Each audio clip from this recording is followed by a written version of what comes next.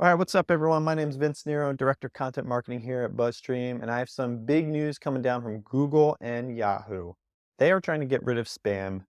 We all hate spam. This is awesome, actually, but it does have some implications for some link building and digital PR campaigns. So stay tuned. I'm going to walk you through all the new requirements that Google has and how you can stay compliant.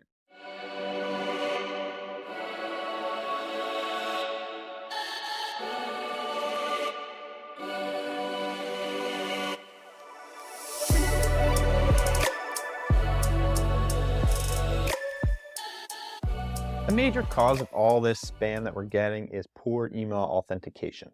That leads to things like phishing schemes and all these other garbage emails that we're getting. Now, Google and Yahoo have come together to put together these new requirements for mostly bulk senders, but a lot of this, like I said, is going to have some repercussions for digital PR and link builders. These changes may seem daunting and there's a lot to cover here, so I'm really going to cover just the things that you need to take action on because a lot of this stuff your email provider should do on their own, but we do recommend checking. So I'll go into that. But I do want to say you should head over to BuzzStream, check out our blog. We're going to have a whole big post on this with a helpful checklist to really ensure that you're getting this stuff covered in the way you need to. All right, so let's get into it. Who do these rules actually apply to? It's broken into two sections here. Bulk senders, these are people who are sending over 5,000 emails in a 24-hour period to personal Gmail accounts. Okay, I'll say that again. 5,000 emails in a 24-hour period to personal email accounts. And there's also requirements across all senders. All right, when will these changes happen?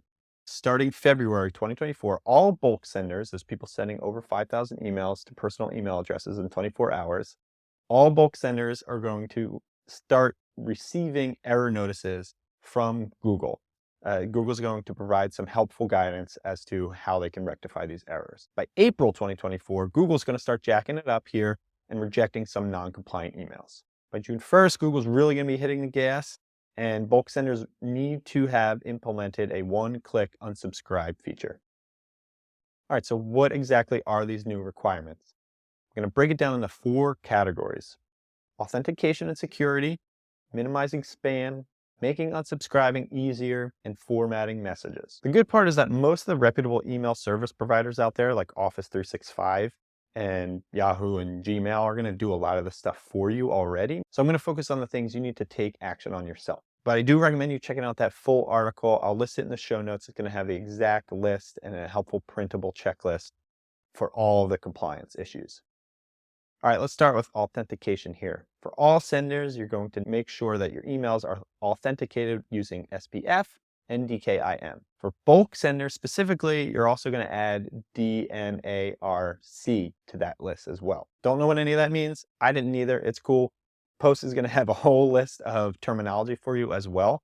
These are acronyms that your IT team and support team are going to be more familiar with, most likely. All right, let's get into minimizing spam complaints. This is stuff that you're probably going to know how to do already. You need to keep spam complaints low.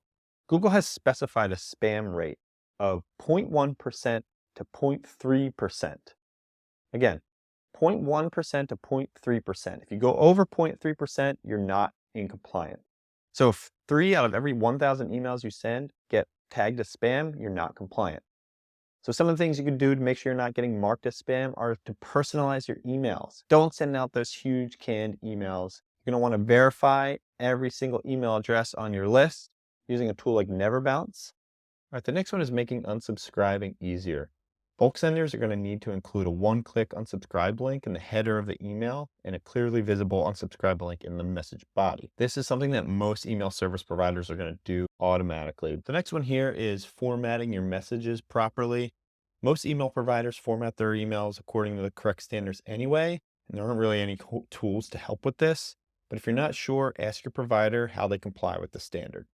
Look, if you're concerned about the impact here on link building and digital PR campaigns, I think you can take a breath.